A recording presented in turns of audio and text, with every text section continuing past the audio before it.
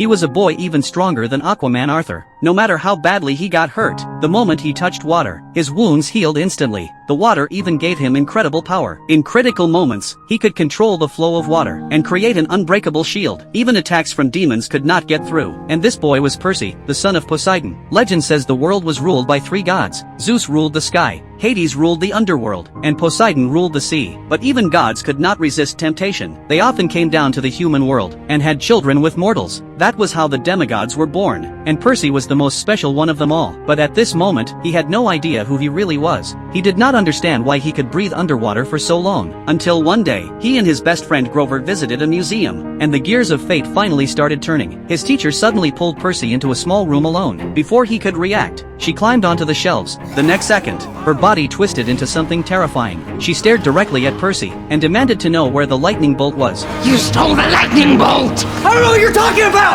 Give it to me! The Fury grabbed Percy by the throat and lifted him into the air. Just as Percy was about to lose consciousness, Grover and the museum curator rushed in. Release him or I swear I'll tear you to pieces! No one expected the crippled-looking curator to scare the Fury away with just a few words. But even now, Percy was completely confused. He thought everything he saw might have been an illusion, but the curator told him the truth. A few days earlier, Zeus had summoned Poseidon. Someone had stolen the most powerful weapon in Olympus, the lightning bolt, and Zeus believed the thief was Percy. He blamed Poseidon's son for everything. Zeus gave one final warning. If the lightning bolt was not returned in 14 days, Percy would be dragged into the underworld forever. The moment the news spread, monsters flooded into the human world. Everyone was searching for the lightning bolt. The curator gave Percy no time to think. He immediately told Grover to escort Percy and his mother away. Before leaving, the curator handed Percy a strange pen, but Percy could not understand why his best friend had suddenly become his protector. Upon returning home, his mother hurriedly took him away to escape. Only then did Percy learn the truth. He was the son of Poseidon, and the only safe place left was Camp Half-Blood, the final shelter for every demigod. But halfway through the drive, danger arrived. A Minotaur suddenly dropped from the sky. The car was flipped over instantly. Glass shattered everywhere. The entire vehicle twisted out of shape. Grover finally stopped hiding. He revealed his true form as a satyr, then kicked the window open. The 3 of them ran toward camp with everything they had. Hope was right in front of them. Then suddenly, a giant hand reached out. Percy's mother was lifted into the air, and within seconds, her body turned to dust right in front of Percy's eyes. At that moment, Percy completely broke down, driven by rage and grief. He pulled out the pen from the curator. The pen instantly transformed into a sharp sword. Percy charged straight at the Minotaur, but the difference in strength was overwhelming. One hit sent him flying backward. Just as the monster prepared its final attack,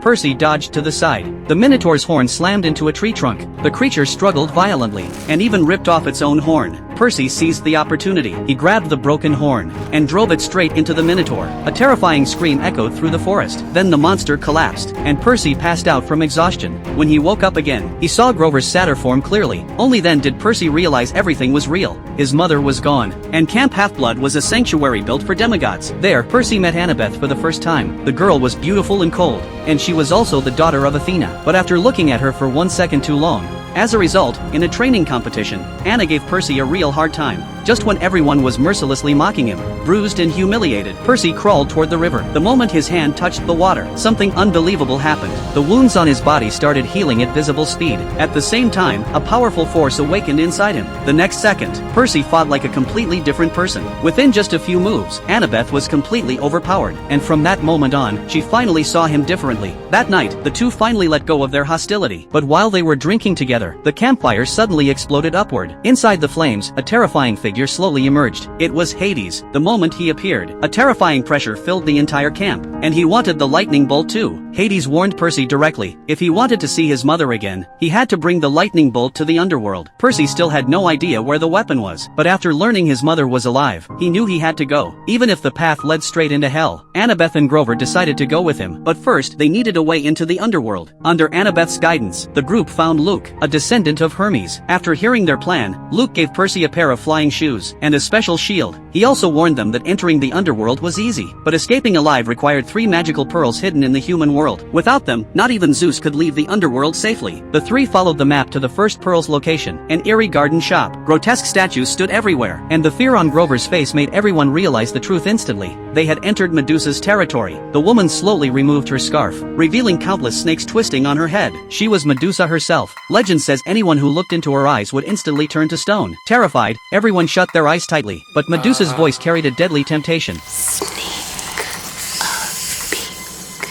woman opened her eyes for only a second. Her body immediately started turning to stone. Annabeth was trapped by the stone arm as well, and the person Medusa hated most was a child of Athena, because Athena was the reason for her curse. Just as Annabeth was about to give in, Percy suddenly spoke up. That single moment interrupted Medusa's plan. The moment she learned Percy was Poseidon's son, her expression changed completely. Long ago, she and Poseidon shared a past that could never be mentioned again, but all she received in return was betrayal and a curse. Now the son of her enemy had walked right into her hands. She had no reason to let him go. Percy was quickly captured. Just as Medusa prepared to use her deadly gaze, a speeding car suddenly slammed into her. The people inside were Annabeth and Grover. Medusa struggled to stand back up, but a phone on the ground distracted her, and in that brief second, Percy swung his sword. Medusa's head rolled to the ground instantly, and Percy finally obtained the first pearl. The three continued their journey. They arrived at the statue of Athena. The second pearl was embedded in the crown above. Using the flying shoes, Percy retrieved it easily, but before anyone could celebrate, several men suddenly appeared. They all demanded to know where the lightning bolt was. After hearing Percy's answer, black smoke burst from their bodies. The next second, they merged into a terrifying hydra. Flames exploded everywhere. Facing a monster like this, Percy charged forward without hesitation. His sword slashed repeatedly. One hydra head after another was cut off, but seconds later, new heads grew back instantly. The fire spread wildly. Percy tried blocking it with the shield, but the shield turned red-hot immediately. Just as the group was cornered, Percy's sea powers awakened again. He raised one hand, and every pipe nearby exploded at once. Massive streams of water gathered together, forming a giant wall of water. The hydra was stopped head-on, but Percy's powers were still incomplete. The flames eventually broke through the water wall. At the final moment, Grover pulled out Medusa's head. The deadly gaze activated instantly. No matter how powerful the hydra was, it still became a lifeless stone statue. Soon after, the group arrived at a casino in Las Vegas. After a dangerous chase, they finally obtained the last pearl. Not long later, they reached the entrance to the Underworld, but the ferryman blocked their path. But after being bribed with ancient Greek gold coins, he agreed to take a few people across the river. Their true journey through hell finally began. The cries of countless spirits echoed around them. Even Percy felt chills down his spine. Not long later, they finally arrived at Hades' palace, but the moment they entered, they were then attacked by three hellhounds. At the critical moment, a stunning woman suddenly stepped in, and she was the queen of the Underworld. Soon after, the group was brought before Hades, but seeing his rock star outfit, Grover could not believe this man was truly the lord of the Underworld. Then the next second, Hades transformed into a demon-like form. The terrifying aura alone left Grover completely pale, but Hades did not care about him at all. All he wanted was the lightning bolt. I'm not the lightning thief, I don't have the bolt.